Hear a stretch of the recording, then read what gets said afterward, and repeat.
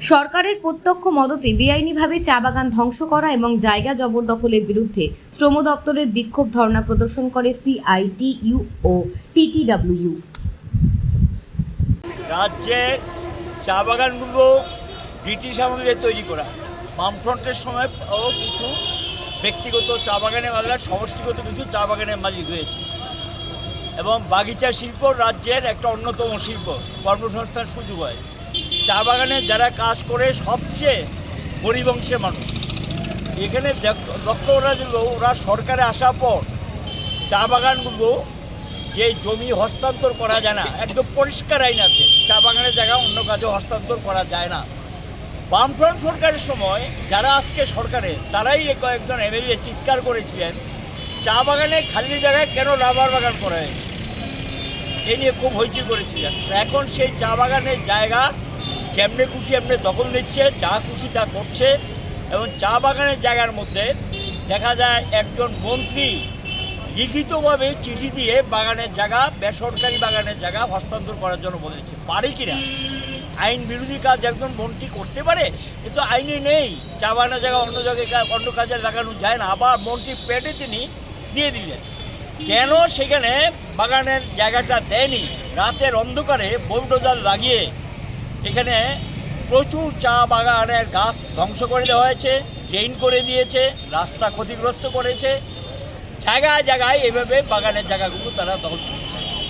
এখানেও মৌনপুরে দেখা গেল একটা নবোদয় স্কুল করে 15 একর জায়গা নিয়ে গেলেন মৌনপুর চা বাগানে। এখানে একটা নার্সারির নামে আরও প্রায় কয়েক একর জায়গা তারা নিয়ে গেলেন। এগুলি সব চা বাগান ধ্বংস করে এটা করা হয়েছে। আরেকটা জলাশয় নির্মাণ করা হয়েছে। কী করে করেন? কালাছড়া চা বাগানে সেখানে গিয়ে এখানে যারা জমি বিভিন্ন এই মাটি টাটি এনে বিক্রি করে বাগান ধ্বংস করে এখান থেকে চুর জব্বরি করে বাগানে মাটি নিয়ে আসছেন। এইভাবে রাজ্যে বিভিন্ন জায়গায় বলে শেষ করা যাবে না, বাগানকে ধ্বংস করে দিচ্ছেন, বেআইনি কাজ করছেন। এটার বিরুদ্ধে আমরা প্রতিবাদ করেছি, আগেও জানিয়েছি সরকারকে, কিন্তু সরকার এটা টর্ন অফ করছে না। বাধ্য হয়ে আজকে আমরা রাস্তায় নামলাম। আমাদের পরিষ্কার বক্তব্য, বাগানের জায়গা বাগানকে ফিরিয়ে দিতে হবে, এই বেআইনি কাজ করা যাবে না। আর দ্বিতীয় বক্তব্য হলো, সেখানে গিয়ে বাগানের যে ক্ষতিগ্রস্ত হয়েছে সরকারকে সেখানে যে রাবার গাছ যা নষ্ট, বাগানের চা বাগানের বা চা পাতির গাছ যা নষ্ট হয়েছে সেগুলো আবার লাগিয়ে দিতে হবে।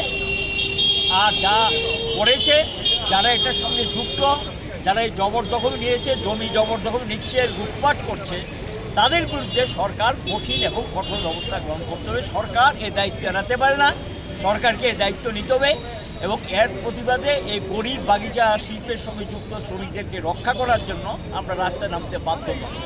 এটার সঙ্গে যেটা এরা একটা সময় প্রতিশ্রুতি দিয়েছিল 2 ঘন্টা করে জায়গা দেবে, তাদের বাড়ি করে দেবে। ভোটের আগে ঢাকঢোল পিটিয়েছেন, পায়নি, বাড়িও করে দেনি, খাওয়ার জল নেই, বিদ্যুৎ নেই, মজুরি পায় না, রেশন পায় না, মানে চিন্তাই করা যায় না যে অবর্ণনীয় একটা অবস্থা। এবং সেখানে গিয়ে নিয়মিত যে অল্প পয়সাটা হয় সেটাও পাচ্ছে না। এরই প্রতিবাদে আজকে মিছিল আমরা সংগঠিত করছি, প্রতিবাদ জানাচ্ছি। শ্রম দপ্তরে গিয়ে গণঅনুষ্ঠান দেওয়া হবে।